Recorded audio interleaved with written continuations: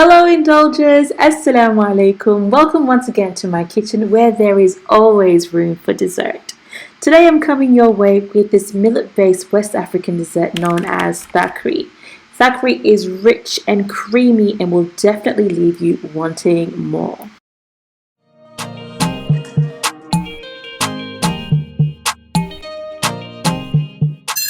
The first order of the day is to rehydrate our millet couscous.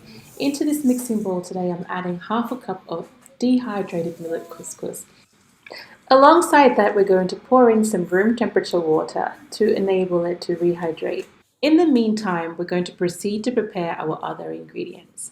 For today's recipe I'm making use of Greek styled yogurt. It is perfectly tart and very creamy, which serves us really well in achieving the perfect consistency for our Thiakry. Go on and add 2 heaped cups of Greek yogurt into a mixing bowl.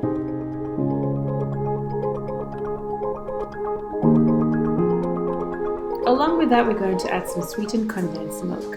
For this recipe I've added 1/3 of a cup. However, if you have a sweet tooth, go ahead and adjust it to your liking, or alternatively you can also add some caster sugar. Up next we're adding 3 tablespoons of crushed pineapple. You can use a fresh pineapple, but ensure that you have diced it nice and finely before adding it into the mixture.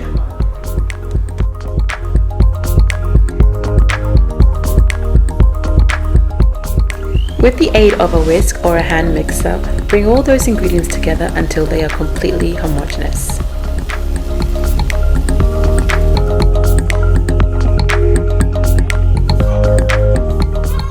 Add about 2 tablespoons of coconut flakes. You can definitely adjust the quantity to your own preference, more or less depending on how you want it.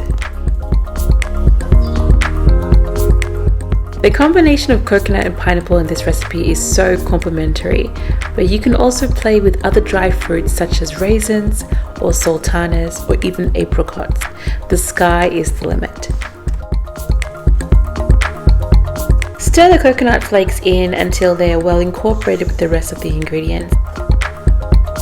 Cover the mixing bowl with some cling film and refrigerate while we proceed with the final stages of preparing our millet couscous.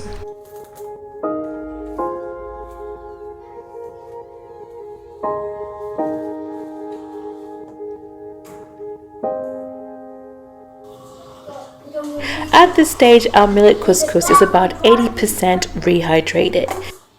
Squeeze the millet in the palm of your hand until the water is mostly removed and place it into a microwave-safe container.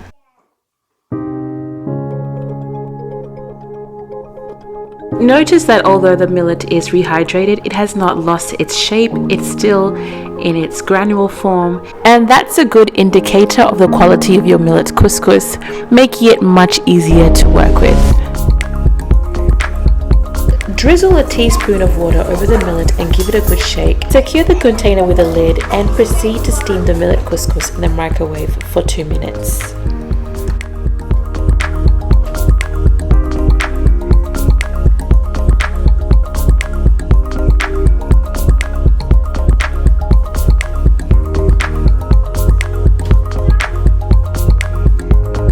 Once removed from the microwave, use a fork to fluff your millet until the granules are light and airy and separated.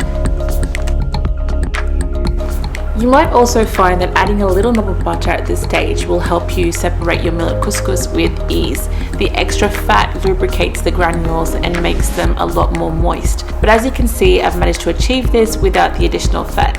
So go ahead and add or subtract that based on your own judgment. Set your millet couscous aside and allow it to further cool down. Once it's completely cooled, introduce the millet couscous into the yogurt mixture.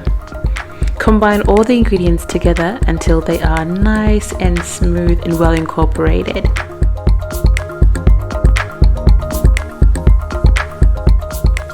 Cover again and set into the refrigerator to cool further and allow the millet couscous to absorb that yogurt goodness. In the meantime, Preheat a skillet and toast some coconut flakes, which will be used for garnish. As you toast coconut flakes, the flavor develops even further and gives it a beautiful crunchy and fragrant garnish. Be sure to stand close and keep your eye on the pan. These do come around real quick, and before you know it, they burn in a blink of an eye.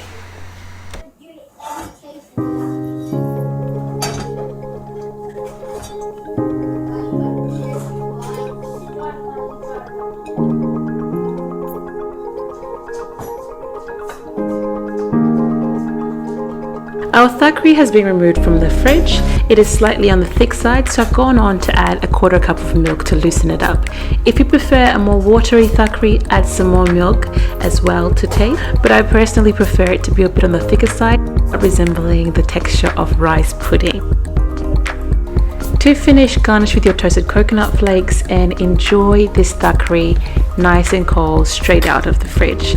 Thank you so much for watching. I hope you enjoyed this recipe and bring it into your homes. I'll see you soon in the next one.